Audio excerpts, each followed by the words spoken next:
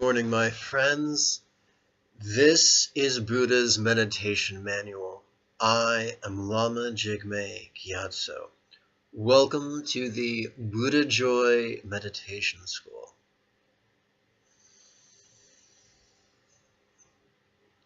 This is part of an ongoing commentary to the Mahasatipatthana Sutta, which could be translated from the Pali as the Greater Discourse upon the Four Bases of Mindfulness. This was the center of Buddha's meditation. It's a mistake to confuse Buddha's meditation with that of the Neo-Taoists, who are concerned with entering into the being of non-thought. It is likewise also a mistake to confuse Buddha's meditation with that of many Hindu teachers that focus either upon devotion, energy work, or perfect laser-like unwavering concentration. I'm not here to cast mud on either of those two systems, just to say that is not what Buddha taught. To get the most out of this, be sure to use the first link in the doodly-doo to download the free PDF Buddhist Techniques and Lao Tzu's Principles. I recommend downloading it to your PC and then downloading a free version of the Kindle app, which will give you a an email address that you can use to email yourself the PDF, and then that way you can navigate it on your personal device.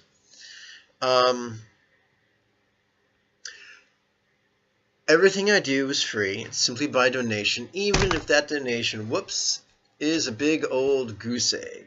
The most important thing is that you use this stuff.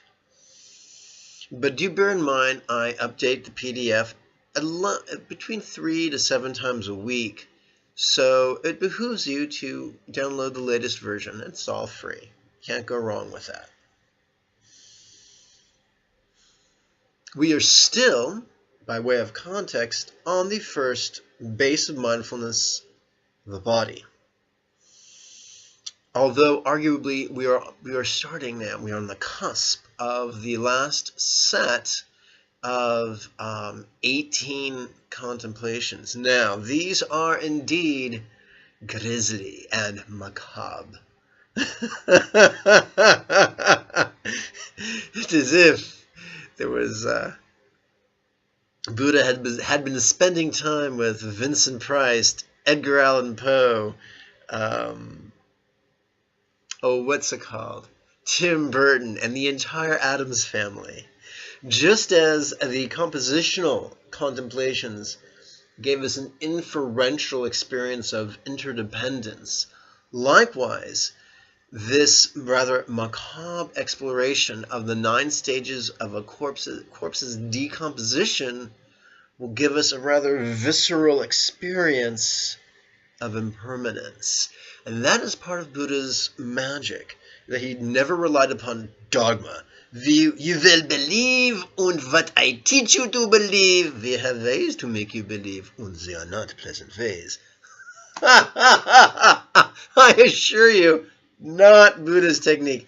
If he existed at all, man, Buddha might have been a real person, might have been an exaggerated person, might have been a fictitious person, might have been, an archetype. I'm not a fundamentalist, I'm a liberal, and I'm comfortable with all of that.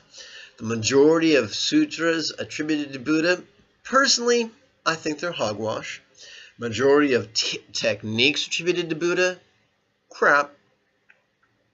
But this set of teachings, the Mahasatipatthana Sutta, has always impressed me, not because of its penmanship or its age or its popularity, but because when we play with it, we get fantastic results, uncommon results. And really, that is all that matters.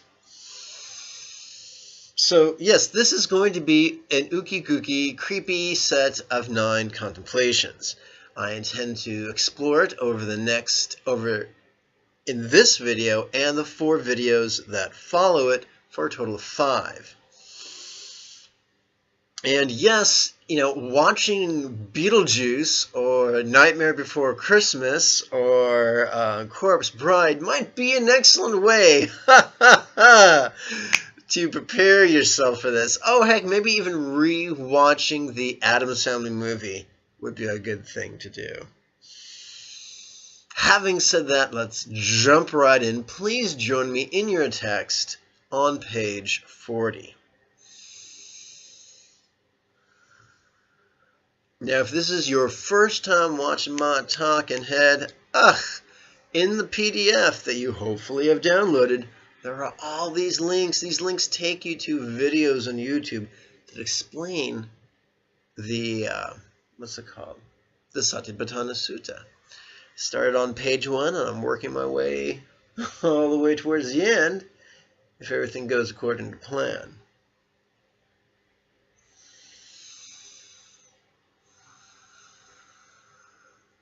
First exercise. In breath, we silently and mentally recite to ourselves a corpse, swollen, oops, my mistake, already, whoops, big mistake, let's try this again. A swollen, blue, and festering corpse, out breath, what could that look like? This is the first contemplation where we even infer visual phenomena. But the rules remain the same. These are rhetorical questions. It is not our job to answer them. It is not our job to puzzle them out, use our imagination, our visualization, or anything like that. What is our job? 3 things. Recite, coordinate, relax. On the in-breath, silently and mentally recite the words on the first line that follows the phrase in-breath. On the out-breath, follow the words on the second line, while simultaneously striving to relax, even just a little bit. A relaxation is directly proportional to the quality of our breathing. In other words, rapid, short breathing, poor relaxation. Slower, deeper breathing, easier relaxation. So in other words, not only are we reciting these lines silently and mentally, but we are doing so in harmony, in coordination with our spontaneous breathing.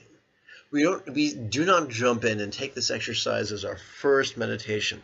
At the very least, we practice the 12 exercises of centering, which I've already gone through in great detail.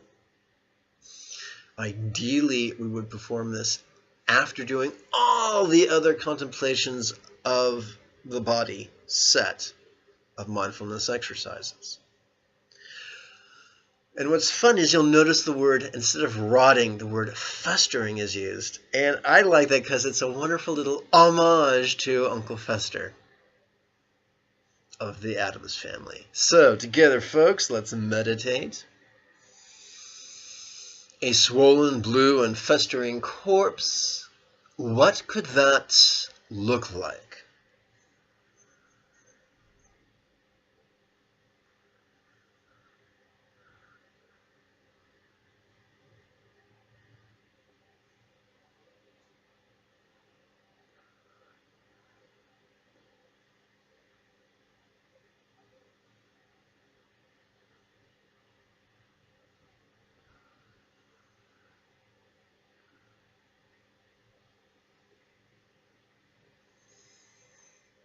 The second exercise and final exercise of today's lesson on the in-breath. How could this body, on the out-breath, end up like that?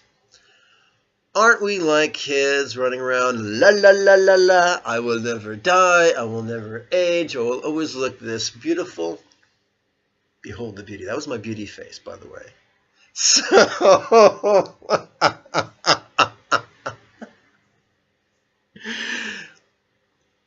everything changes. This is not a point of doctrine. This is readily apparent to all who look around them. With the coming and going of the seasons, we see the impermanence of a year. With the waxing and the waning of the moon, we see the impermanence of a month. With the rising and the setting of the sun, we see the impermanence of a day. And even now, rest your hands upon your upper chest. Feel it swell with air. Feel it sink. And observe the impermanence of a breath. That is why it has been penned, ever-changing, one and all, there is nothing permanent to grasp. One of the things I love about Buddha's teachings when they are taught properly is that they require zero belief, zero dogma, and they are based on consistently, patently obvious observations. So together, how could this body end up like that?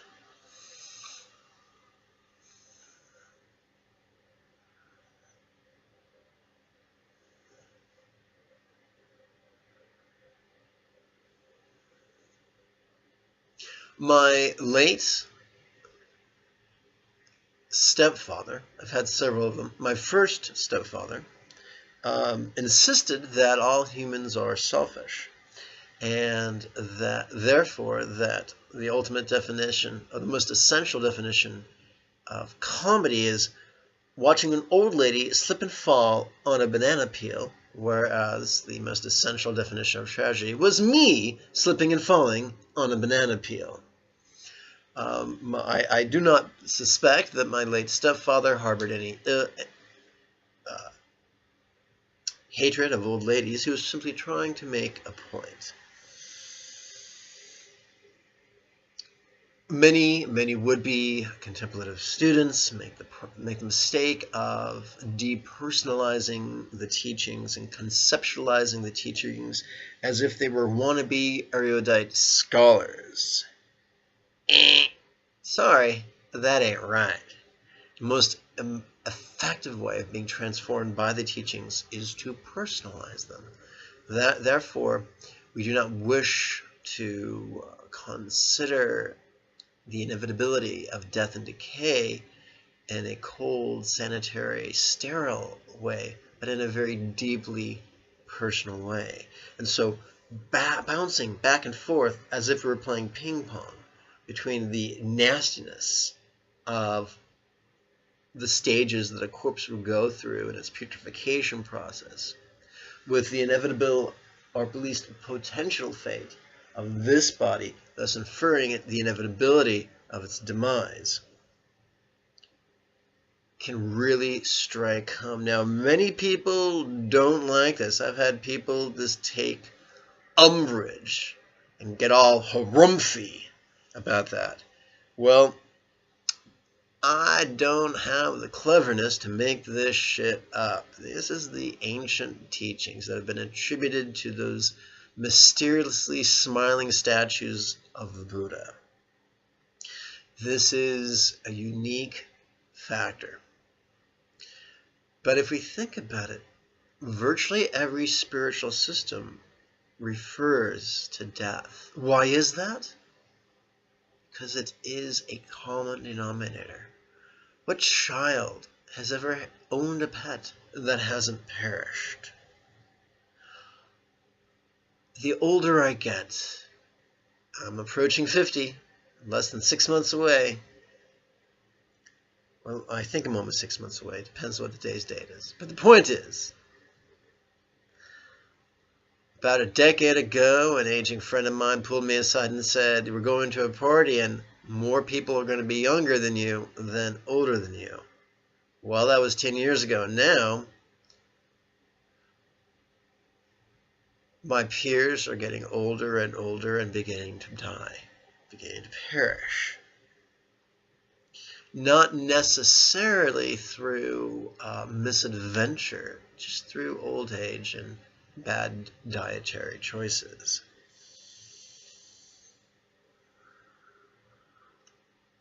Death is an inevitability. I find it really interesting that in the first exercise, we mentioned the color blue. Now, I haven't meandered through too many open air cemeteries, but let's explore that idea for a minute. In ancient India, there was the common practice of cremating a body and then putting the ashes of the body, floating it on a big old banana leaf down the local river, which was very cool. And then, of course, that gave birth to the phrase, if you sit by the edge of the river long enough, eventually you'll see the body of your worst enemy float by. Lovely image. However, it was not the only way. Another way, from a more affordable way, and arguably a more earth-friendly way, was this: sky burial. Popularized in Tibet, but also practiced in India. There would be these charnel grounds, and you would just drop off your dead, and animals and insects and elements would take care of the rest, and in time they would simply rot into the earth. Now, for the last 100, 150 years or so, Americans have been playing with industrial embalming, as opposed to the Egyptian embalming, which was a lot more earth-friendly. Since the time of the Civil War, we've been experimenting with embalming using horrible poisons that seep into the earth, poison the water table. Yuck, yuck, yuck. But I really like the idea of sky burial. I really like the idea of the charnel ground. And so in Buddha's day, my understanding is that it was not uncommon to find dead bodies and see of all ages, because they didn't have, they didn't have Obamacare, they didn't have nationalized health care, they didn't have single-payer health insurance. They had, they had a more of a crapshoot approach to the whole thing. So there were lots of dead bodies to stumble upon. And there's a reason why humans are horrified by dead bodies. Number one, it looks ghastly. Number two, when humans decompose, we release poisons that are toxic to other humans. So from a natural selection evolutionary point of view, the humans or humanoids with a greater aversion to rotting cadavers had a greater chance of survival and a greater probability of passing on their genetic material than those that didn't. But having said that, Buddha taught there is great potential power in contemplating the grotesque. One of my teachers was Thich Nhat Hanh, and he was very keen about contemplating beauty, and beauty can be lovely. Nothing wrong with beauty. I recommend taking a walk at the top of every hour. There's so much beauty to be had. But, excuse me, I've got to sneeze and wants to come out. Buddha recognized the importance of also exploring that which is ugly and disturbing. Pardon. Now, I'm not going to badmouth Thich Nhat Hanh. In one of his books, I think it's called The Opening of a Lotus, or The Blossoming of a Lotus, he explores these 9 decompositional contemplations from an affirmational point of view, or paradigm, I should say. So if you're a fan of Thich Nhat Hanh, I'd recommend that book. It's probably one of his arguably his most beneficial book.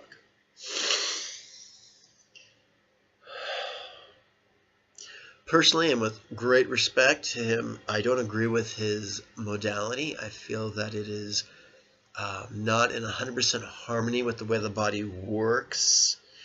And I've found that using rhetorical questions can be much more powerful than using affirmations.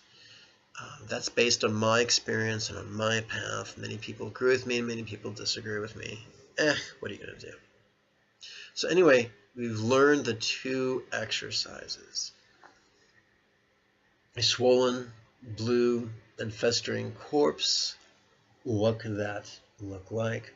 Followed by, how could this body end up like that? Yes, ghastly. I assure you, this can be a profitable, transformative meditation. It's meant to affect us viscerally. I once had a student who insisted that she could not practice this for it gave her disturbing emotions. And the answer is, good. They're supposed to. And she would counter, but I've lost someone dear to me. Yes, we all have. And according to Buddha's path, as revealed in the Mahasatipatthana Sutta, when we experience disturbing emotions, our job is not to hide from them. Our job is to explore them and deconstruct them in a transformative way. One of my favorite ways of doing that is by using the 5 aggregate meditation, which we will explore later on in the text. If this is difficult for you and does bring up difficult stuff, contact me using the comment area on YouTube, and we can set up a private session, and I'll walk you through the 5 aggregate meditation to help you work through or process difficult emotions. If you've enjoyed this video, I invite you to like, share, subscribe, and by all means, check out the free stuff in the doodly-doo. May you and yours be healthy and happy. Bye-bye now.